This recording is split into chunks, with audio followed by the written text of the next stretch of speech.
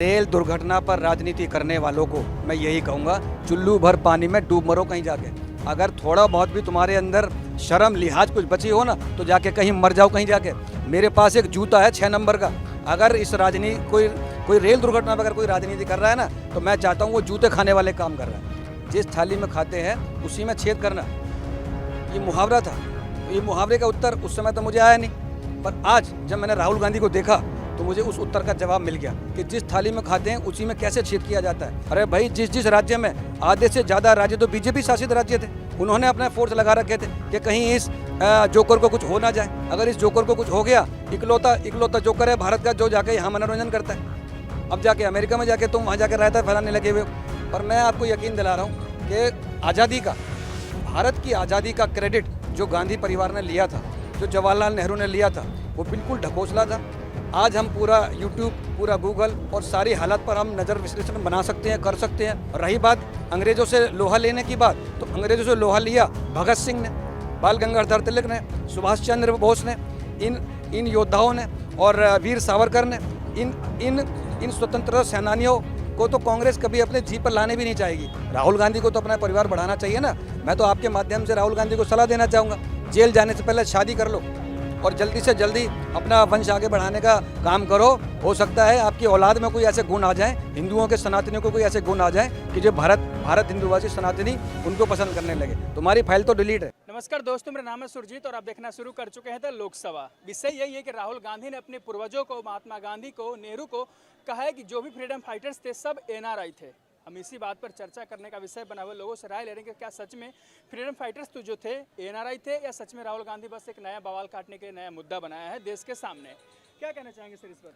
देखिए, सस्ती दारू जब आदमी पी लेता है ना, आप यकीन मानिए, सस्ती दारू जैसी पी लेता है और जब दिमाग पर चढ़ जाती है तो तमाशा का विषय बन जाती है। लोग बागों की भीड़ इकट्ठी हो जाती है कि ये क्या कर रहा है।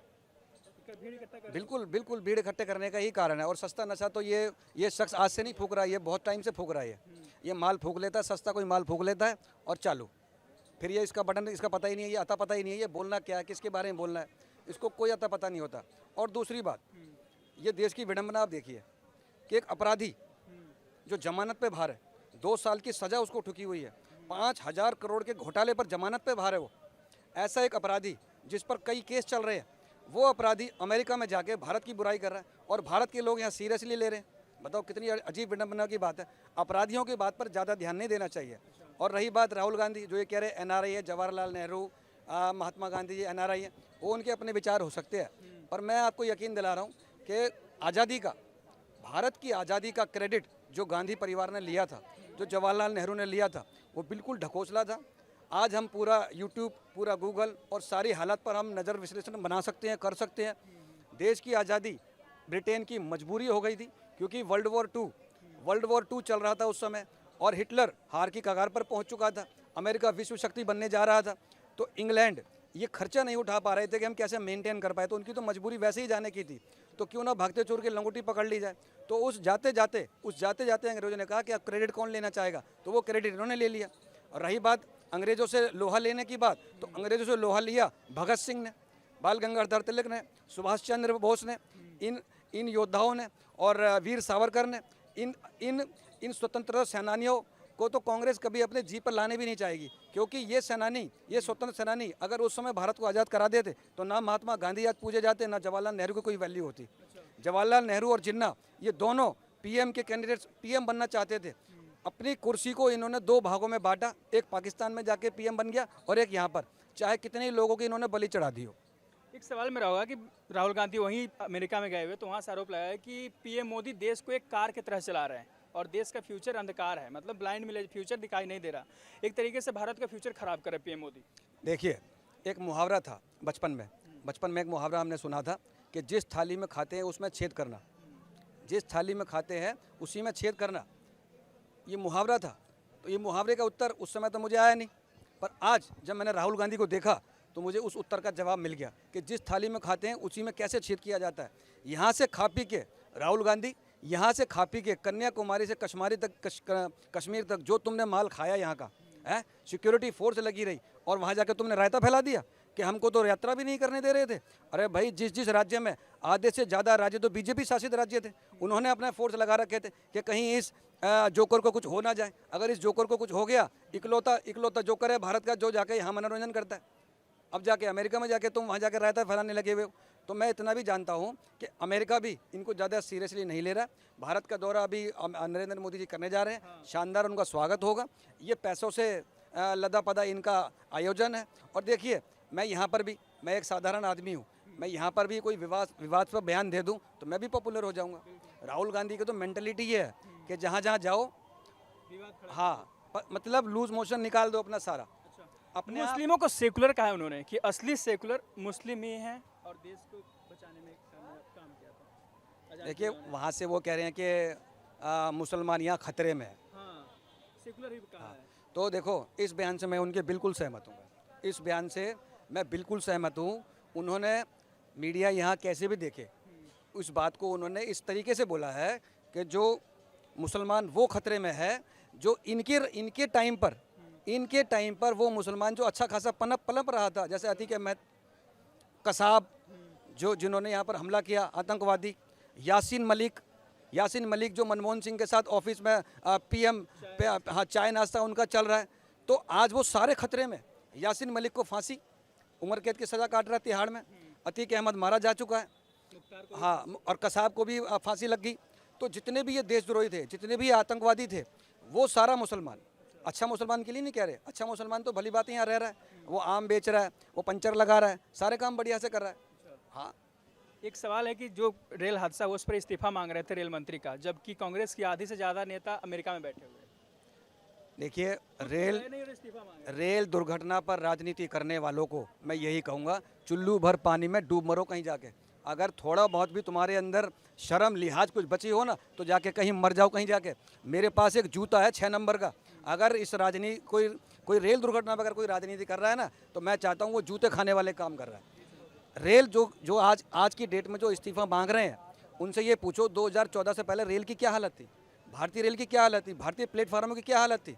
भारतीय रेल जो हमेशा 2014 से पहले हमेशा घाटे में रही, कर्जे में रही। हर बार जो बजट निकलता था, उस बजट की पहली हेडलाइन ये होती थी कि भारतीय रेलवे इतने 1000 करोड़ घाटे में चल रही है। समझ रहे हो। और लालू प्रसाद यादव भी रेल मंत्री रहे, उनके राज में तो नई दिल्ली रेलवे स्टेशन पे जो गाड़ी 21 नंबर प्लेटफॉर्म पर लगी हुई थी 15 नंबर पे, उसकी अनाउंसमेंट कर दी 5 मिनट चलने से पहले कि वो गाड़ी 10 नंबर पर चलेगी। तो जो यात्री 15 पर खड़े थे बेचारे कूदते फांदते उस गाड़ी में पहुंचे, उसमें 17 लोग मारे गए थे। तब तो लालू प्रसाद यादव ने इस्तीफा नहीं दिया। और ममता बनर्जी के टाइम पे भी कई हादसे हुए, तब तो उन्होंने इस्तीफा नहीं दिया, तब भी वो घाटे में चला रहे थे। आज नरेंद्र मोदी भारत को वंदे भारत, बुलेट ट्रेन और न जाने कितनी नई ट्रेनें, ऑन टाइम गाड़ियां सारी चल रही हैं, सब कुछ बढ़िया चल रहा है। और नरेंद्र मोदी ने खुद इस बात का संज्ञान लिया हुआ है। और क्राइम ब्रांच तक भी मैं समझता हूँ इसकी जांच की जाएगी, और जांच के बाद जो भी दोषी पाया जाएगा उस पर सख्त से सख्त कार्रवाई की जाएगी। एक सवाल मेरा होगा ये कि पीएम मोदी तो खैर चुनाव लड़ ही रहे, राहुल वर्सेस पीएम मोदी हो रहा है, लेकिन 2 मिनट के लिए पीएम मोदी को साइड कर दे और योगी को रखे सामने, राहुल गांधी के सामने, तब क्या नतीजा होगा? पहली बात तो प्रधानमंत्री नरेंद्र मोदी के सामने ही उसकी कोई औकात नहीं है। एक अपराधी की तुलना आप समाज सेवक से नहीं कर सकते। चुनाव तो लड़ने की बात हो रही है। चुनाव कैसे लड़ेगा? पहले 2 साल की सजा तो काटेगा। मैं ये कह रहा हूँ नहीं बचेगा, नहीं बचेगा। 2 साल की सजा काटेगा ही काटेगा ये। 2 साल की सजा काटने के बाद इन पर पुराने केस भी चल रहे हैं, उनके केस में से जेल में से इनकी वीडियो कॉन्फ्रेंसिंग होगी। ये बचने वाले नहीं है, नहीं बचेंगे। परमात्मा का ही इन पर प्रकोप है। तो क्या परिवारवाद का पीएम बनने का सपना ही रह जाएगा इनका? देखो, सपना, पहली बात तो जेल तो काटें पहले। जेल बनना तो है ना। नहीं, पीएम क्या, पहले तो इनको अपनी वंशावली आगे बढ़ानी चाहिए। ये तो यहीं से फाइल डिलीट होने वाली है। अच्छा। राहुल गांधी के बाद है कौन? राहुल गांधी के बाद है कौन? कौन है राहुल गांधी के बाद? प्रियंका गांधी को तो अलग हो गई ना, वो तो वाड्रा, वो तो ईसाई है, हिंदू तो है ही नहीं। वो तो अपना वो डिपार्टमेंट अलग हो गया। राहुल गांधी को तो अपना परिवार बढ़ाना चाहिए ना। मैं तो आपके माध्यम से राहुल गांधी को सलाह देना चाहूँगा, जेल जाने से पहले शादी कर लो और जल्दी से जल्दी अपना वंश आगे बढ़ाने का काम करो। हो सकता है आपकी औलाद में कोई ऐसे गुण आ जाए, हिंदुओं के सनातनियों को कोई ऐसे गुण आ जाए कि जो भारत हिंदुवासी सनातनी उनको पसंद करने लगे। तुम्हारी फाइल तो डिलीट है। एक आरोप लग रहा है कि हिंदू मुस्लिम बढ़ गया है और ये बीजेपी है इस कारण से हो रहा है, जबकि हम आएंगे तो सब खत्म कर देंगे। कांग्रेस ऐसा बोल रही है। हिंदू सिर्फ जग रहा है, हिंदू सिर्फ आज आवाज़ कर रहा है, हिंदू सिर्फ आज हनुमान चालीसा पढ़ रहा है, बस। और मुस्लिम खतरे में बता रहे हैं। मुस्लिम खतरे में मैंने बता दिया आपको। उन मुसलमानों, राहुल गांधी सीधा उन मुसलमानों की तरफ इशारा कर रहे हैं। यासीन मलिक कोई हिंदू तो, हाँ, वो मुसलमान अब खतरे में है। पहले तो इनके कांग्रेसी राज्य में, कांग्रेसी शासन में भली भांति पनप रहे थे ना, वो देश का बंटवारा कर दिया और कश्मीर में पंडितों को इन्होंने निकाला कर दिया था। तब कितने बढ़िया कितने आसान इनको खीर मलाई इनको मिलती थी, फोटो सेशन होते थे, कांग्रेस पार्टी यहाँ से पैसे भेजती थी। जैसे ही भारतीय जनता पार्टी आई, सरकार आई इनकी, सारे आतंकवादी मुसलमानों पर सख्त से सख्त कार्रवाई हुई और सारे सलाखों के पीछे हैं। राहुल गांधी का सीधा निशाना उन्हीं आतंकवादियों पर है जो इनके टाइम पर पनप रहे थे। भारतीय जनता पार्टी ने उनको जेल के पीछे पहुंचा दिया, तो ये इशारा सीधा उन्हीं की तरफ। मुख्तार अंसारी को उम्र कैद की सजा हुई है और योगी जी का बर्थडे भी था, क्या कहना चाहेंगे? देखो, सनातनी समाज सेवक मुख्तार अंसारी, आप इस बात को आप ऐसे भी ले सकते हो कि बुराई पर अच्छाई की जीत। बुराई आज खत्म हुई, बुराई आज नेस्ता नाबूद हुई, अच्छाई जन्मती है। योगी जी का जन्मदिन है तो उनको विशेष शुभकामनाएं। अच्छाई का जन्म हुआ, वैसे ही बुराई का अंत हुआ। चलिए, ये थी जनता दिल्ली की। बाकी ऐसे ही तमाम जानकारियों के लिए बने रहे हमारे साथ, तो देखते रहिए द लोकसभा।